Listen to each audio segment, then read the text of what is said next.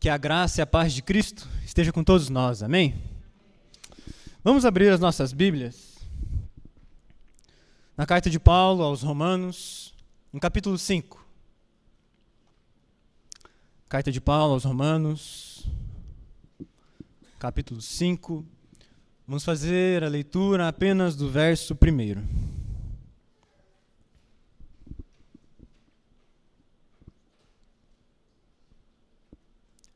Romanos 5, verso 1. Todos encontraram?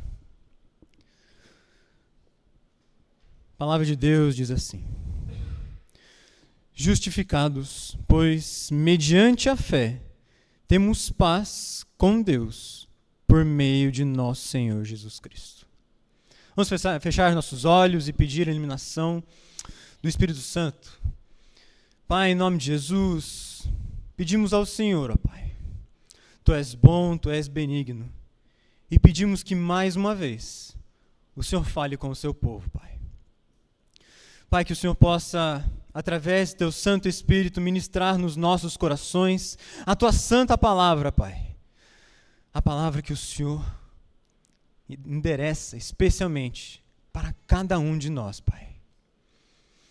Por favor, ó Deus, usa Teu servo, como todas as pessoas, para louvarmos, para rendermos glória a Ti, ouvindo humildemente a Sua palavra. Que o Senhor conserve os nossos corações e também ministre a nossa alma, Pai. Assim nós lhe pedimos, em nome de Cristo Jesus. Amém. Só um minutinho, meus irmãos. Obrigado, meu jovem.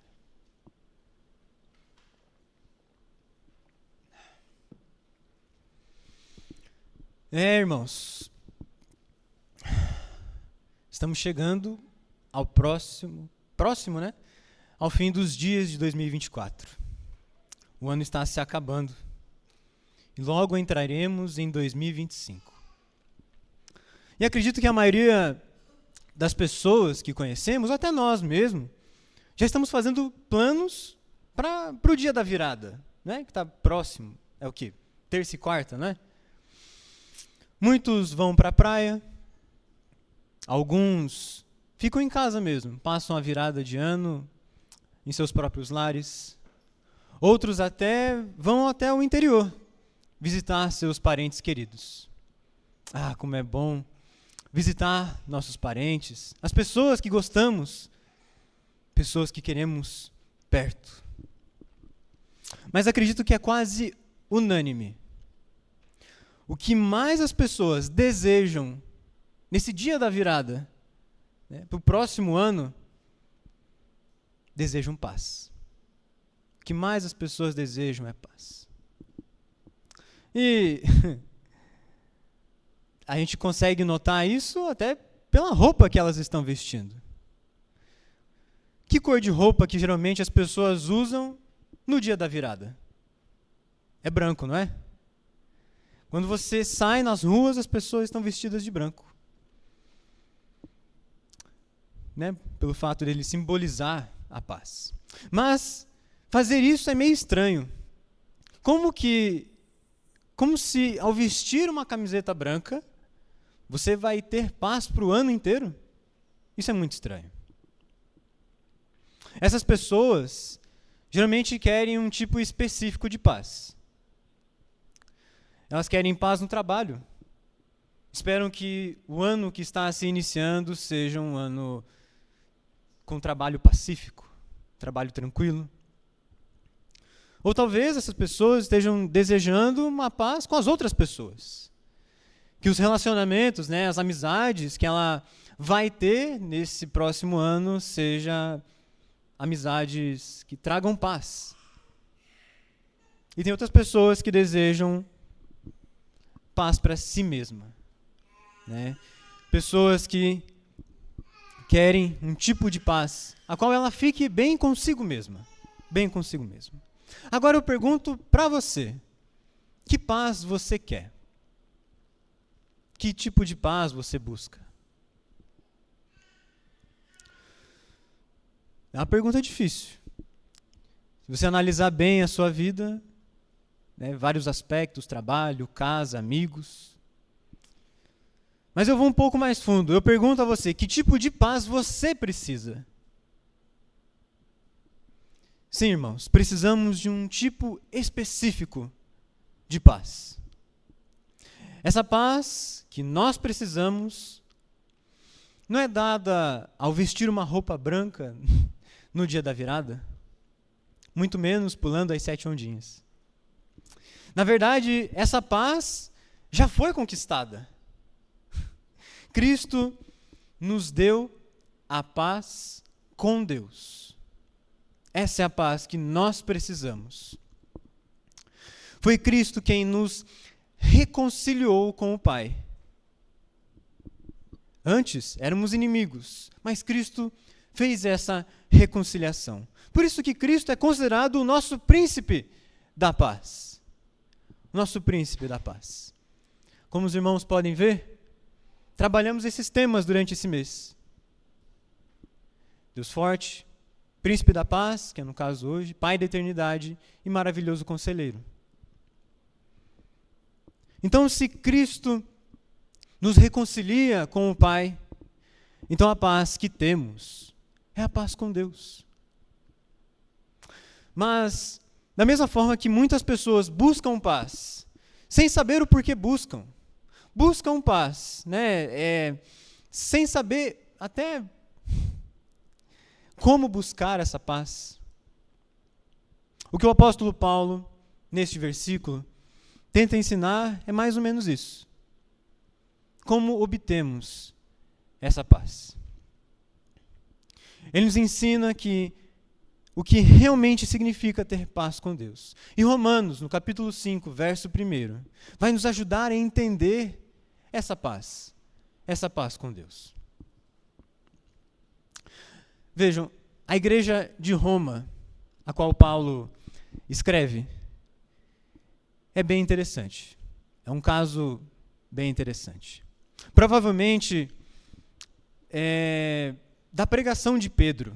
Lembram lá em Atos dos Apóstolos, no dia de Pentecostes, Pedro prega para várias pessoas. E dentre dessas pessoas, existiam judeus, simpatizantes, que eram de Roma. Eles saíram de Roma e foram até Jerusalém para celebrar o dia de Pentecostes. E esses romanos que criam no judaísmo foram convencidos pelo evangelho que Pedro pregou naquele dia. E quando eles voltaram para suas casas em Roma, algo mudou, algo tinha que mudar neles. Agora eles não criam no simples judaísmo. Agora eles tinham fé em Jesus Cristo, o Messias esperado. E foi esse o nascimento da igreja de Roma. Foi assim que a igreja de Roma nasceu. Pessoas que ouviram a pregação e se reuniram como igreja. Nenhum apóstolo tinha ido lá para a estabelecer. Nenhum presbítero tinha ido lá para pastorear essa igreja. Foram algumas simples pessoas que ouviram a mensagem do Evangelho e serviram como missionários, dando início a uma comunidade de fé. Bom, sem a presença de um apóstolo ou presbítero, Paulo vê a necessidade de ensinar a esses membros, a esses cristãos, a verdadeira doutrina que eles deveriam seguir. A verdadeira doutrina. Por isso que a carta aos Romanos é tão densa. Por isso que ela é tão densa. Pois boa parte dela é feita para instruir, ensinar a doutrina cristã. A doutrina de Cristo. Mesmo sendo uma igreja com pouca instrução, até o momento, eles tinham uma fé fervorosa. Uma fé conhecida por várias regiões. A gente vê isso no capítulo 1. Paulo fala o seguinte: Primeiramente, dou graças a meu Deus, mediante Jesus Cristo, no tocante a todos vós. Por quê? Em todo o mundo é proclamada a vossa fé. A falta de conhecimento sobre doutrina não foi empecilho para que a fé deles fosse contagiante, fervorosa, a ponto de ser conhecida em várias regiões. Entretanto, ainda era uma igreja com pouca instrução. O que eles sabiam, basicamente, eram uns resquícios do judaísmo e que um tal de Cristo, que é o Messias esperado, morreu e ressuscitou.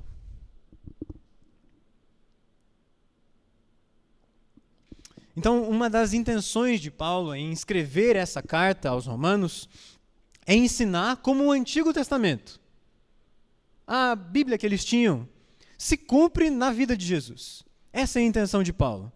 Por exemplo, ele se refere no capítulo 1, ele diz assim, o justo viverá pela fé, se referindo ao profeta Abacuque. Ele também usa outra citação no capítulo 4, que ele diz o seguinte, Abraão creu em Deus, e isso foi lhe imputado para a justiça. Citando Gênesis, no capítulo 15. É isso que Paulo tenta ensinar em sua carta. Ele tenta mostrar uma teologia bíblica, uma teologia, uma doutrina que abrange toda a Escritura. E que a centralidade dessa doutrina é Jesus Cristo. Isso é uma teologia bíblica. Uma teologia que abrange toda a Escritura. E a gente pode ver isso nos versos que lemos também. Paulo diz, justificado, pois, mediante a fé. O que é justificado? O que é ser justificado? Bom, o que Paulo quer dizer aqui é tornar justo. Tornar justo. Alguém que é justificado é tornado justo, tornado reto. Evidenciar que uma pessoa é justa. Sabem, quando tem um julgamento no tribunal, vocês já viram mais ou menos essa cena em filmes, né? E até presenciaram pessoalmente. Nesse julgamento, tem o juiz e o acusado. Quando o juiz declara que aquela pessoa que está sendo acusada, que ela agora é justa, isso é ser justificado. Não se pode encontrar erro nenhum na vida daquela pessoa. Mas alguém pode me perguntar, por que eu tenho que ser justificado? Qual o sentido nisso? Bom, o Salmo 11, no verso 7, ele diz assim, pois o Senhor é justo, Ele ama a justiça, os retos verão a sua face. Então, Deus é justo, Deus ama a justiça, e os retos verão a sua face. Ou seja, quem não é reto, quem não é justo, não vê a face do Senhor. Não vê. Então podemos afirmar isso, com todas as palavras. Quem não é santo, quem não é perfeito, quem não é reto, não vê a face do Senhor. Mas tem outra coisa, uma outra coisa também. Lembram quando Moisés sobe pela segunda vez no Monte Sinai? Ele vai interceder pelo povo, né? Falar com Deus, intercedendo pelo povo. E Moisés, nessa intercessão, ele pede para ver a glória de Deus. Mas o Senhor responde no verso 20 de Êxodo 30, não me poderás ver a face, porquanto homem nenhum verá a minha face e viverá. Estranho, não é? Deus diz que somente o justo e reto pode ver a sua face. Mas ele também diz que nenhum homem verá a sua face e viverá. Podemos chegar à conclusão que ninguém é justo, então ninguém verá a face de Deus. É por isso que Paulo afirma no capítulo 3, no verso 10, da epístola aos Romanos. Ele diz assim, que, se referindo também ao Antigo Testamento, ao Salmo 14, ele diz o seguinte: do céu olha o Senhor para os filhos dos homens, para ver se há quem entenda, se há quem busque a Deus. Todos se extraviaram e juntamente se corromperam. Não há quem faça o bem, não há um sequer. Sim, irmãos, não existe nenhuma pessoa reta. Não existe nenhuma pessoa que por si mesma queira fazer o bem. A própria palavra de Deus diz isso. E Paulo nos ensina como isso aconteceu. Como que a pessoa por si mesma não quer fazer o bem, não busca a Deus. Um pouco mais para frente, na Epístola aos Romanos, ele fala o seguinte: pela desobediência de um só homem, muitos se tornaram pecadores. Quando ele fala isso, ele se refere a Adão. Por causa da desobediência de um homem, do primeiro homem, de Adão, todos, sem exceção, todos se extraviaram e se corromperam. Essa é a realidade de todas as pessoas, meus irmãos. Essa é a realidade. Todos são pecadores e não podem ver a Deus. Não podem se achegar a Deus. Deus é reto, santo, puro e perfeito. Se Ele mostra a sua face santíssima para nós, nós somos desintegrados. Pois Ele não pode se relacionar com o pecado. Seria como se nós estivéssemos em guerra contra Deus. Dois lados totalmente opostos. Um lado santo, puro e reto, e o outro lado pecaminoso. E que dessa batalha, um lado é extremamente mais poderoso. Deus é extremamente mais poderoso, mais forte. Não teríamos nenhuma chance contra a face do Senhor.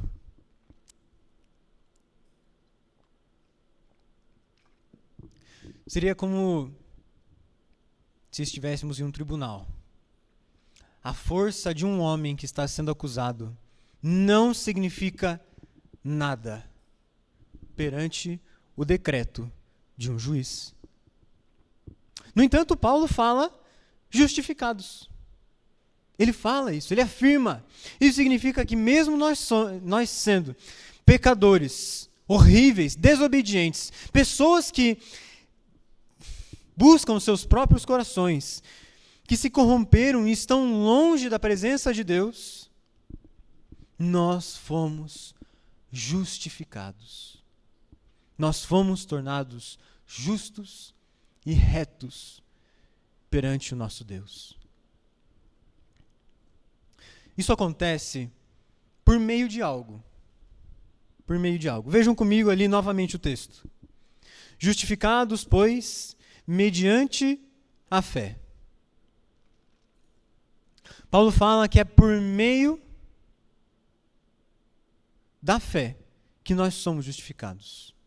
É por meio da fé que nós temos acesso à justificação. E ter fé não é simplesmente falar, eu creio em Jesus, e pronto. Não. Mas ter fé é acreditar, é depositar todo o seu coração em Cristo Jesus. Quando você entende que você não merece estar na presença de Deus, o que você merece é estar no mais profundo abismo e sofrer lá, por causa de seus erros. E crê que Jesus morreu para que você não seja mais sentenciado a esse lugar. Isso é ter fé. Saber que você foi salvo pela graça e não pelas obras de suas mãos. Isso é ter fé.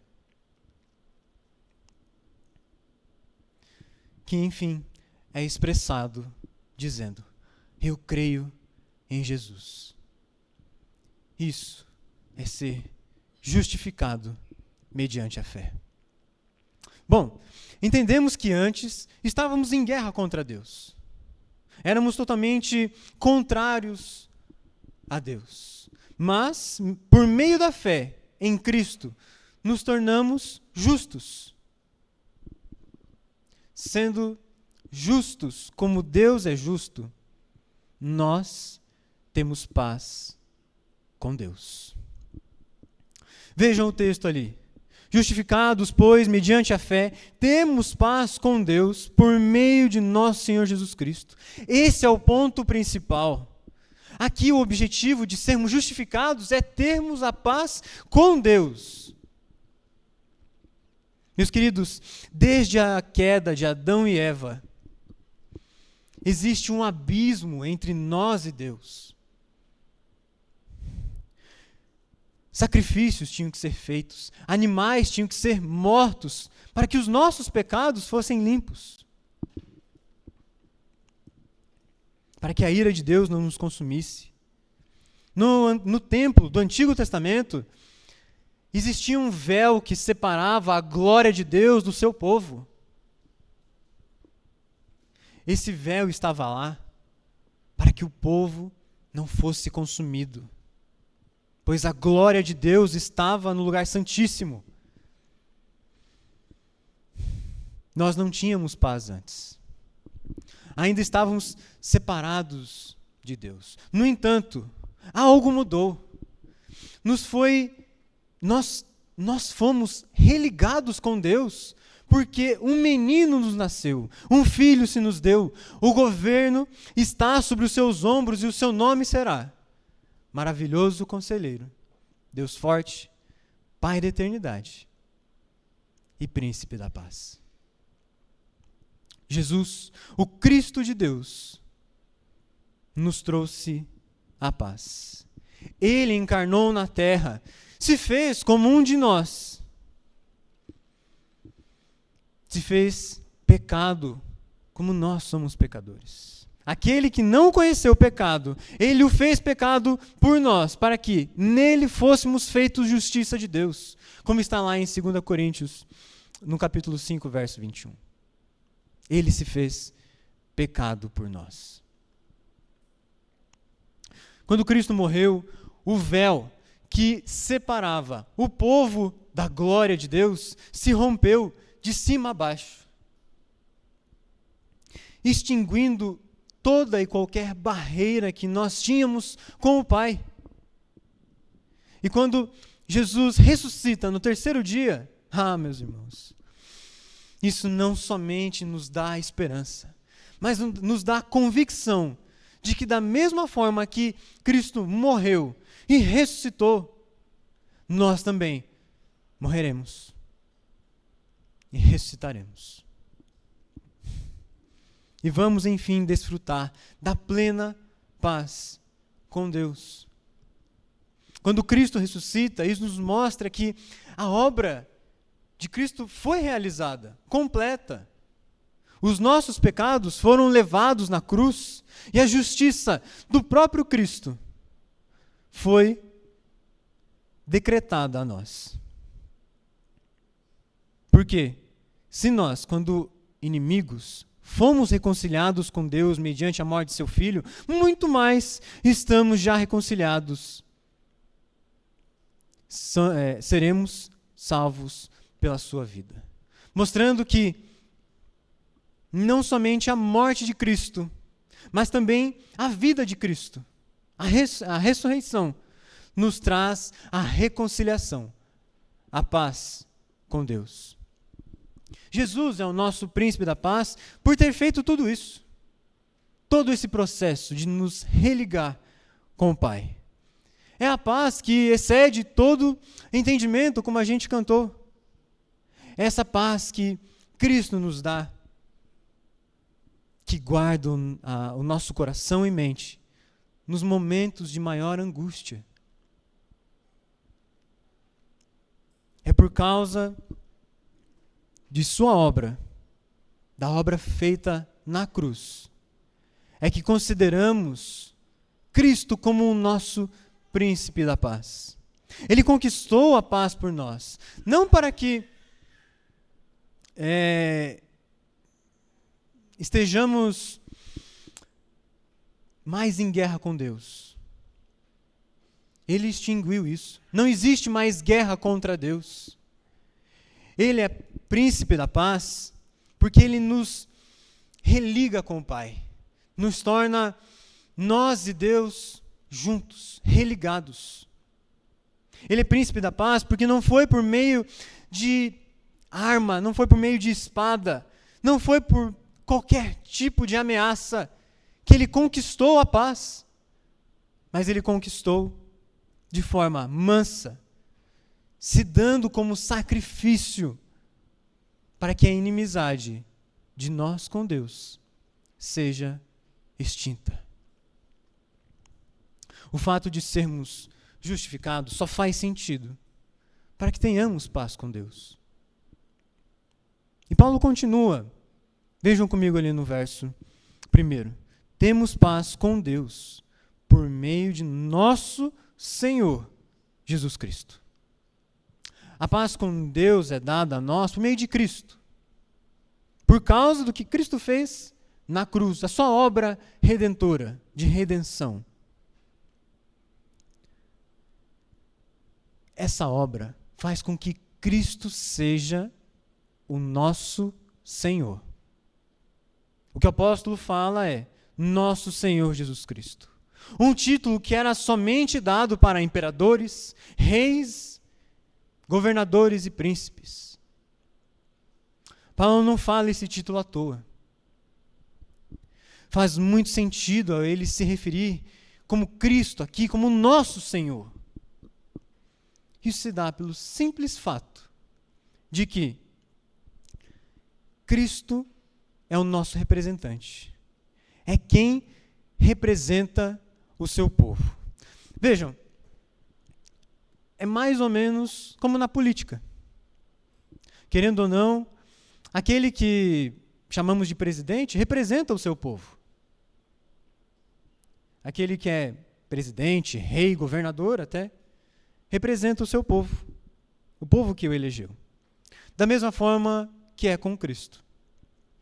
Quando confessamos a nossa fé, quando confessamos que Cristo é o nosso Salvador, cremos que morreu e ressuscitou, Ele se torna o nosso Senhor, o nosso governador, o nosso príncipe da paz. Somos tornados justos pelo nosso príncipe da paz. Ele conquistou essa paz com Deus, por nós. Mas você deve estar se perguntando, tá, mas o que isso implica na minha vida? O que isso faz diferença no meu cotidiano? Gostaria de apontar 3 coisas que esse texto nos mostra de como Cristo é o nosso príncipe da paz, na minha e na sua vida.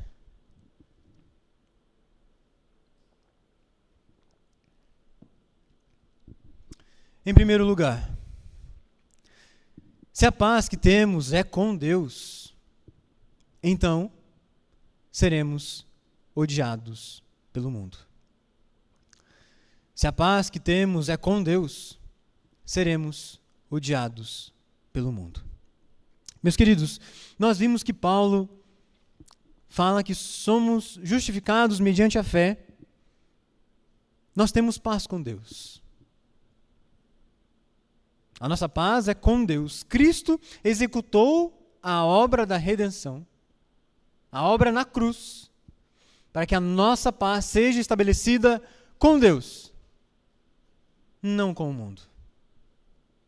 O que quero dizer aqui é que no mundo teremos aflições, discórdias, intrigas. O próprio Jesus disse que pelo fato de sermos de Cristo, o mundo nos odeia. Porque o mundo odeia Cristo. Ele também diz que ele não veio para trazer paz para a terra, mas sim divisão. O fato de Cristo vir ao mundo trouxe divisão entre os filhos de Deus e os filhos das trevas. Esses dias atrás, eu e a Mari, a gente assistiu um filme de guerra. É um filme que conta uma história real, uma história que realmente aconteceu. O nome do filme era O Grande Herói. O Grande Herói. E, resumindo, basicamente, era sobre um grupo de soldados americanos que foram para o Talibã, para a região inimiga. Mas a operação acabou dando muito errado. Os inimigos descobriram que eles estavam lá e começaram a entrar em combate. Um dos soldados perdeu os dedos. Tiveram que saltar de penhascos por 2 vezes. E no fim, apenas um soldado sobreviveu. E ainda por cima, depois que passou por tudo isso, ainda passou por maus bocados até ser resgatado pelos americanos. E a nossa vida é mais ou menos assim. Se não for assim. Aqui no mundo nós temos várias batalhas. Nós seremos feridos. Estamos feridos. Pessoas nos magoam profundamente. Por mais que tentamos viver em paz, sempre irá aparecer situações que vão nos machucar, que vão nos atormentar. O fato de Cristo ser o nosso príncipe da paz não quer dizer que vamos ter paz aqui na terra. Muito pelo contrário. Aqui na terra nós vamos sofrer. Vamos batalhar. Toda vez que você acorda de manhã, você está em guerra. Você está entrando em uma batalha. Não contra Deus, como era antigamente. Não contra Deus. Mas contra as forças do mal. Você está em guerra toda vez que você acorda de manhã contra as forças do mal. Você será bombardeado de coisas ruins, momentos, pensamentos. Muitos virão contra você. A vida é uma guerra que parece ser interminável. Luta após luta. Não temos um minuto, um tempinho sequer de tranquilidade. Apenas batalhas intermináveis que sugam todo o nosso ânimo, toda a nossa esperança. Estamos exaustos demais. O que nós mais queremos é deitar em nossas camas e dormir, tentar descansar. Mas mesmo enquanto fazemos isso, estamos em batalha. Porque no dia seguinte, terá outra batalha. E assim sucessivamente. Vamos continuar em guerra. Esteja preparado, meu irmão, minha irmã. Se fortifique com a palavra de Deus. Ela é a sua ferramenta, ela é a sua arma contra as forças das trevas. Se proteja com a sua fé. Deposite-a em Deus, em Cristo. E saiba que você tem o capacete da salvação. Esse capacete protege a sua cabeça. Esse capacete te dá a certeza que nada lhe ferirá a cabeça. Esse capacete lhe dá a certeza de que você é um salvo por Cristo. Portanto, se a paz que temos é com Deus, seremos odiados pelo mundo.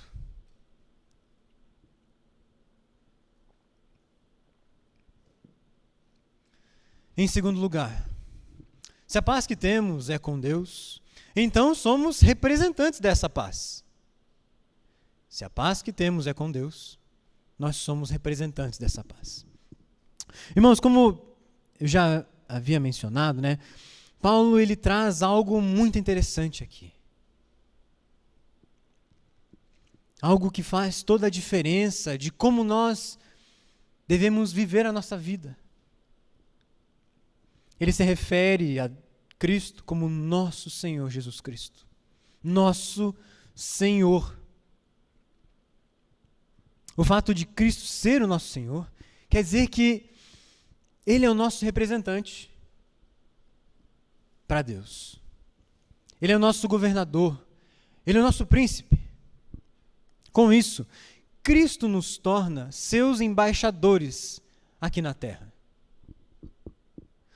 E a missão dos embaixadores é o quê? Representar e defender os interesses da nossa figura maior, do nosso líder. Então, da mesma forma que Cristo representa o seu povo, nós também representamos Cristo aqui, neste mundo. O nosso Senhor, que se empodera do título Príncipe da Paz, faz com que o seu povo também seja representante dessa mesma paz. Nós devemos, meus queridos, assim como o nosso Senhor, representar a paz com Deus. Nesse final de ano, muitas famílias gostam de se reunir, certo? Gostam de festejar juntas, o Natal, que já se foi, e o Ano Novo. E, geralmente, nessas reuniões, sai uma farpinha, não sai? Uma faísca, um cutucão, quando não tem uma discussão nesses eventos, né? Uma briga. Família é assim. Irmãos brigam entre si, esposa briga com o marido, até porque o marido não briga com a esposa, né? Mas o que eu quero mostrar é que acontece isso nas famílias. Talvez na sua aconteça mais ou menos. Mas o ponto que quero chegar aqui é que, como propagadores dessa paz, temos que contornar essas situações. Quem aqui já passou por uma briga em família? Eu já presenciei algumas. Não é ruim?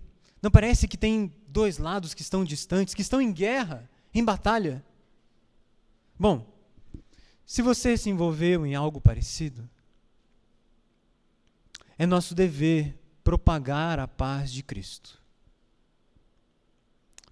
Vá até essa pessoa que a ofendeu, ou até você mesmo ofendeu ela. Tente conversar, busque reconciliação. Peça perdão por seus erros com ela. Somos chamados para sermos reconciliadores, para nos reconciliar com nossos irmãos. O nosso chamado como cristãos é para reproduzirmos o drama que Cristo fez na cruz. Nós somos chamados para fazer a mesma religação. O drama que Cristo fez na cruz, nos religando com o Pai. Nós executamos nas nossas vidas, nos religando uns com os outros, perdoando as nossas dívidas.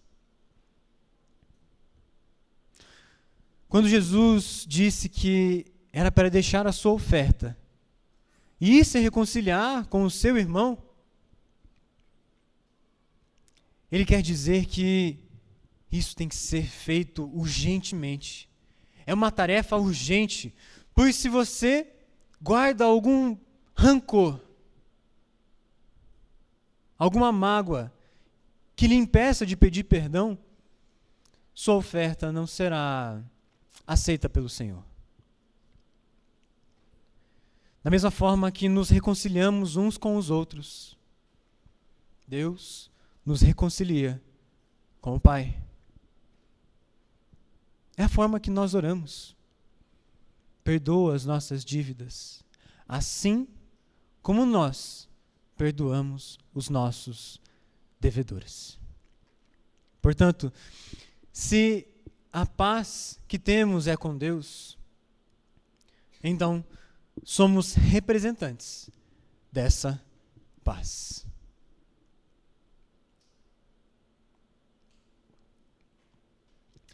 E em terceiro e último lugar, se a paz que temos é com Deus, então devemos desfrutar da paz eterna. Se a paz que temos é com Deus, então devemos desfrutar da paz eterna. Meus queridos, Paulo afirma o seguinte: temos paz com Deus. Essa paz não é algo breve, não é algo passageiro.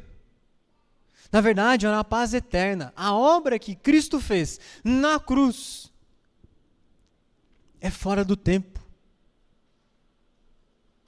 Ela foi executada dentro do nosso tempo, mas ela tem uma proporção que abrange toda a eternidade, tanto antes de Cristo como depois de Cristo. Essa paz que Paulo se refere aqui é as pessoas viverem seguras, tranquilas, em harmonia, estar inserido em uma nação a qual existe uma tranquilidade,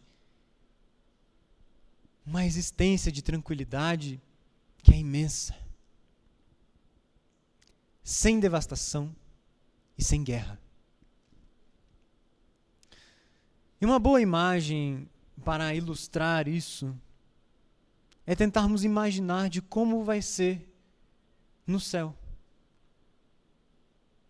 De como vai ser no céu com o nosso Senhor.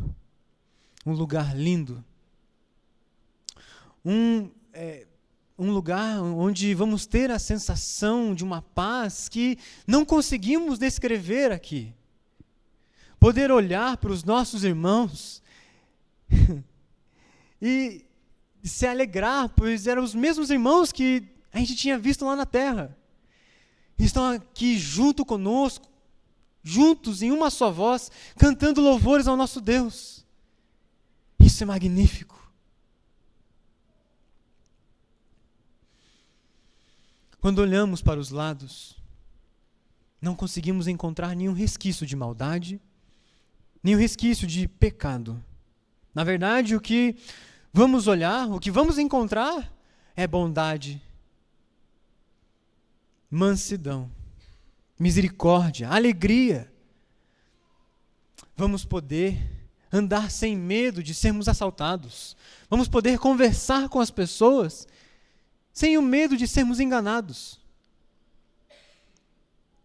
Isso é estar na plena paz. Isso é estar com Cristo no céu. E se você tem uma imaginação meio ruinzinha igual a minha, te dou um outro exemplo. O domingo.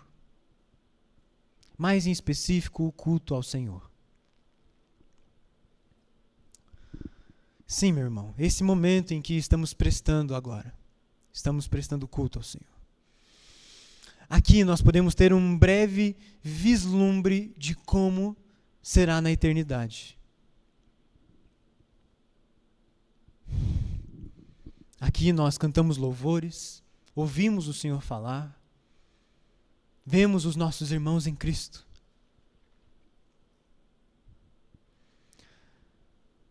Por isso que é tão importante o culto do domingo. É um vislumbre, é um pouquinho só, para a nossa fé, para a nossa esperança ser reavivada, para que a gente deseje o culto, é para que a gente deseje que isso se prolongue por todos os nossos dias. um desejo da eternidade. Ter paz com Deus revigora a nossa alma a cada momento. E ainda mais, nos dá esperança de aguentar firme as tristezas, as mazelas aqui na terra, os desafios nessa vida. Quando pensamos que daqui a algumas décadas vamos estar juntos com Cristo, lado a lado com o seu corpo físico, isso nos revigora a alma. Lembrar que em breve estaremos desfrutando da plena paz que é estar na presença de Cristo, isso é magnífico. Isso nos dá esperança para continuarmos vivendo aqui. Se você anda muito ansioso pelas coisas, ou talvez esteja muito angustiado, até estressado, pela incerteza do que vai acontecer ano que vem, saiba que a vida é breve. Tudo aqui passa muito rápido. Devemos focar os nossos pensamentos na eternidade. Devemos viver sabendo muito bem que nós somos peregrinos aqui nessa terra. Logo, seremos levados para junto do nosso Cristo. Seremos levados para a nossa terra, a qual nós pertencemos. A nossa paz não é aqui, meus irmãos. O nosso príncipe logo virá nos buscar, para que enfim nós desfrutarmos, acho que é isso, desfrutarmos da plena paz de Cristo. Aguente, meu irmão. A vida é difícil. A vida é ruim. A vida vai passar por cima de você. Mas logo o nosso príncipe voltará e irá nos levar. Portanto, se a paz que temos é com Deus, então devemos desfrutar da paz eterna.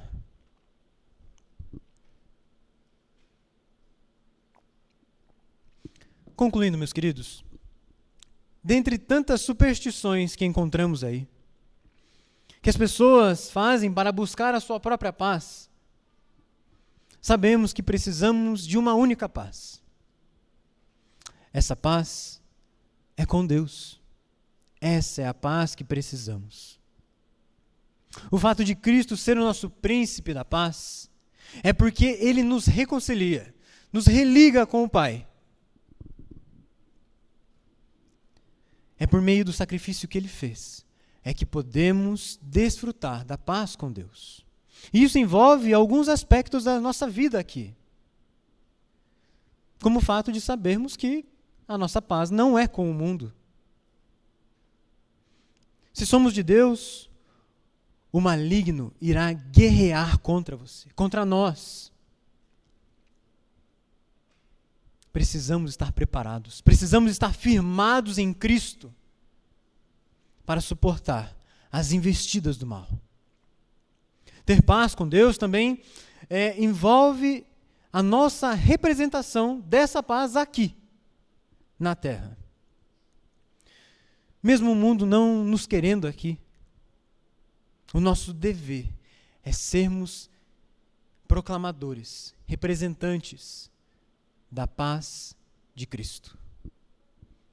Buscar a reconciliação, mostrar que, da mesma forma que Cristo nos religou com o Pai, nos reconciliou, nós devemos nos reconciliar com os outros.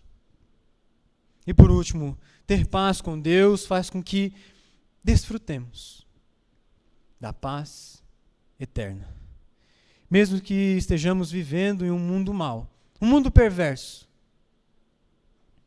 devemos ter esperança no que há de vir. Logo, o nosso Cristo voltará. Logo poderemos desfrutar da eterna paz que é estar com Cristo nos céus. Amém, meus irmãos? Vamos orar? Pai, bondoso Deus, Pai, lhe pedimos que o Senhor aplique essas verdades em nossos corações. O Senhor falou conosco, Pai. Teu Espírito, pedimos que o Teu Espírito age em nossas vidas para sermos agentes vivos dessas verdades, Pai. Que a gente proclame que o Senhor, o Cristo, é o nosso príncipe da paz. Porque Cristo conquistou ela. Ele conquistou, não de forma bruta, não através de guerra, mas por mansidão, por sacrifício.